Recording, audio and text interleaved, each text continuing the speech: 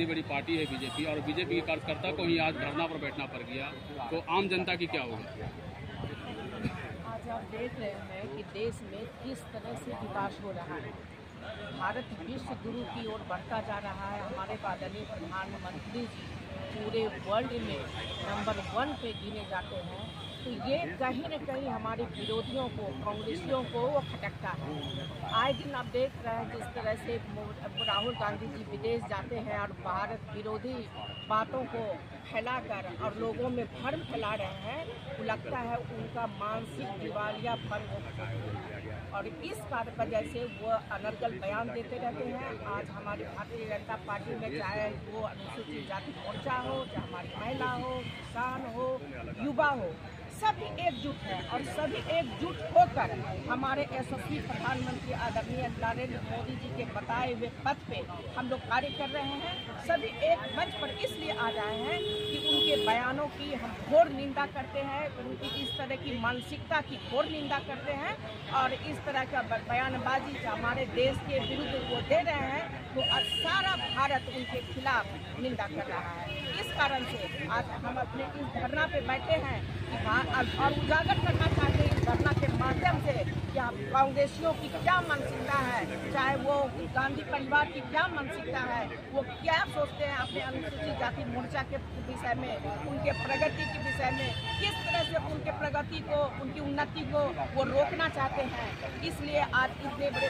धरना और प्रदर्शन के लिए हम लोग बैठे हुए हैं, ताकि देश की जनता और विदेश की जनता भी इस माध्यम से जाने कि राहुल गांधी क्या कर रहे हैं और हमारे यशस्वी प्रधानमंत्री मोदी जी ने क्या किया है हमारे अनुसूचित जाति भाइयों के लिए, हमारे भीम भाइयों के लिए। और हमारे सारे SC/ST बंधु और भारतीय जनता पार्टी के तमाम कार्यकर्तागण इस धरना में उपस्थित हैं। लेकिन इससे पहले राहुल गांधी संविधान को लेकर के जिस तरह से प्रचार कर रहे थे कि भारतीय जनता पार्टी संविधान को समाप्त करना चाहती है, आरक्षण समाप्त करना चाहती है, वो जितने भी आरोप लगाते हैं जो उनके दिल में चल रहा है, वही आरोप जो है जो उनके मन में है, वो आरोप वो भारतीय जनता पार्टी पर लगाते हैं। संविधान आज तक आज़ादी के बाद एक ही बार खतरे में आया था, इमरजेंसी के समय।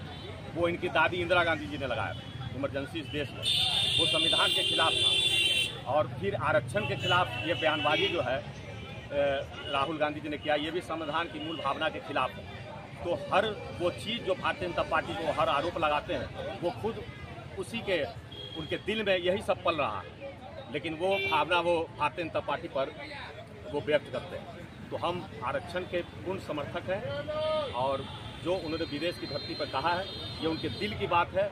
इसको सीरियस लेने के लिए आदमी को सीरियस लेना चाहिए कि उनके मन में क्या चल रहा है। और मैं तो उनके तमाम गठबंधन के दलों को कहना चाहता हूँ जो उनको समर्थन करके उनको प्रधानमंत्री बनाने का सपना देखते हैं और सब आरक्षण के समर्थक लोग हैं, लेकिन ये राहुल गांधी के बयान पर अभी तक उन्होंने अपना मुंह नहीं खोला। तो मैं उनसे भी अपेक्षा रखता हूँ कि वो इस पर क्या बोल रहे हैं। मैं इंतजार कर रहा हूँ, क्योंकि हर छोटी छोटी बातों पर लंबी लंबी बयानबाजी करने वाले तमाम नेता चुप्पी साधे हुए। तो महागठबंधन के सभी दलों को मैं कहना चाहता हूँ कि आरक्षण पर जो राहुल गांधी के विचार है, उनको आप अपनी भावना को प्रकट करें मीडिया के माध्यम से। नवादा में जो घरों को जला दिया गया है, तो वहाँ पर तुम लोग पॉजिटिव लोग बोलते हैं, बीजेपी लोग नहीं गए। ये जो भी हुआ है, ये हमारे लॉ एंड ऑर्डर का जबरदस्त ये समस्या इसको कहा जाएगा।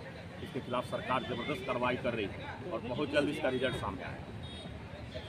सर, केंद्र में भी सरकार है और आज बीजेपी के कार्यकर्ता को ही धरना पर बैठना पड़ गया, क्या कहेंगे? इसलिए एक तो कि सुप्रीम कोर्ट हम लोगों को बराबर तंग कर रही है, ओकरा में भी आरक्षण में वर्गीकरण करना चाहता है। और माननीय राहुल गांधी जी संवैधानिक पद पर बैठे हुए हैं, लोकसभा के माननीय विपक्ष के नेता हैं। जब जब भी देश जाते हैं, अपनी हृदय के भावना को उभार करके उन्होंने कहा है कि मैं आरक्षण को समाप्त कर दूँगा। 50 वर्ष राज किए, नहीं ऐसा मौका मिला कि कर रहे हैं। जब भाजपा को देखा कि दलितों के उत्थान में अपन जीव जान से लगा हुआ है, और खास करके मोदी हैं तो मुमकिन है, देख लिया कि आप सुप्रीम कोर्ट ऑर्डर के भी उन्होंने कह दिया कि हम किसी तरह के इसमें कोई कुछ नहीं करने जा रहे हैं। जब आपका पार्लियामेंट संवैधानिक संस्था है और उसको जब नहीं छूछा कर रहे हैं, कह रहे हैं कि अम्बेडकर के बनाया हुआ है, अछूआछूत के आधार पर तो कोई कैसे खत्म कर देगा, कोई कैसे वर्गीकरण कर देगा उसको।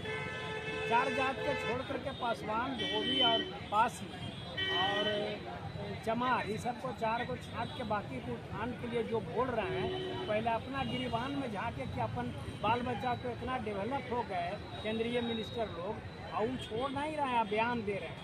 इसलिए राहुल गांधी की भावना फेंका गया। जब जब विदेश जाते हैं, संस्कार तो उनका है नहीं, उनकी इच्छा है कि हम सत्ता में अगर आवे तो आरक्षण को समाप्त कर दें। लेकिन दलितों में ऐसा मानना है कि जब तक मोदी है ऐसा नहीं। जब भी आप उदाहरण के लिए देख लिया सुप्रीम कोर्ट का तीन बेंच का, फुल बेंच का फैसला नहीं है, सुने यानी कि नहीं, हम किसी तरह का अमेंडमेंट नहीं करने का। नवादा वाला में एक लाइन सुन लीजिए, उसमें एक नंदू पासवान 70 वर्षीय उम्र वाला को जो पुलिस से रिटायर किया है, उसको आगे जरूर बढ़ा दिया है, लेकिन अच्छा फिर से बोलिए। फिर से बोले, पुलिस से रिटायर है, उसका उम्र 70 वर्ष है, वो है नहीं सही में मानने में घटना में, उसको आगे कर दिया है, पीछे से बैक से उसका सब आरजेडी के नेता उसका लगा हुआ। सुरेश जी, लेकिन आरजेडी तो आरोप लगा रहे हैं कि आप बीजेपी पर आरोप लगा रही है। आरजेडी, जब हम खुद 2000 में गोली खाए हैं 3 गो आरजेडी के राज में। हमको अगर सीपी ठाकुर भारत के स्वास्थ्य मंत्री नहीं रहते तो हम इन लोगों के सामने जिंदा नहीं होते। आरजेडी आतंक को लेकर के, गुंडा को लेकर के जितना ज़्यादा अभी रोमा सिहर जाता है दलितों में उनका नाम सुन कि भले लोग बिहार में फिर आ जाए। सब विरासत के राजनीति वो अपन खानदान के कर रहे हैं राहुल गांधी, ये अपने पिता लालू यादव के कर रहे हैं। हम लोग भी साथ थोड़ी है जमीन। अच्छा, नंदू पासवान को फंसाया जा रहा है कहीं न कहीं, आपका कहना यही है कि नंदू हाँ, नंदू को फंसाया जा रहा है। असल मोहरा है आरजेडी वाला है, आगे कर दिया गया है राइट में उसको। आज का ये महाधरना जो है, राहुल गांधी जी जो विदेशों में जाने के बाद जितनी भी नीतियां हम लोग को यहाँ हिंदुस्तान में बताते हैं, उसके जस्ट उलट वो विदेश में जाने के बाद बयानबाजी करते हैं। जिस तरह से उन्होंने सिखों के ऊपर जो हमला किया, उसी तरीके से SC ST आरक्षण के बारे में भी उन्होंने कहा। हिंदुस्तान में तो आरक्षण समर्थक का नारा लगाते हैं और भाजपा को आरक्षण विरोधी बताते हैं, लेकिन विदेशों में जाने के बाद उन्होंने खुद स्वीकार किया कि उनकी सरकार जब बनेगी तो वो आरक्षण पर विचार करेंगे फिर से, और आरक्षण को धीरे धीरे समाप्त करेंगे। ये उन्होंने विदेश की धरती पर कहा है।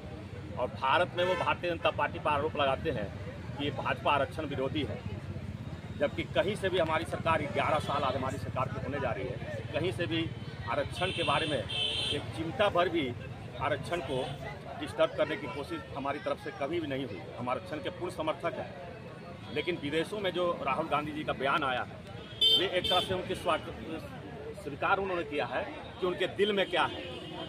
और आरक्षण का वो हमेशा विरोध किया है। 90 में जब OBC आरक्षण के मामले में भी जो आंदोलन हुआ वो कांग्रेस के ही खिलाफ था। वो आरक्षण विरोधी शुरू से रही है, और यही चेहरा एक बार फिर विदेश की धरती पर उन्होंने उजागर किया अपने आप को। तो इस तरह ये उन्हीं के खिलाफ ये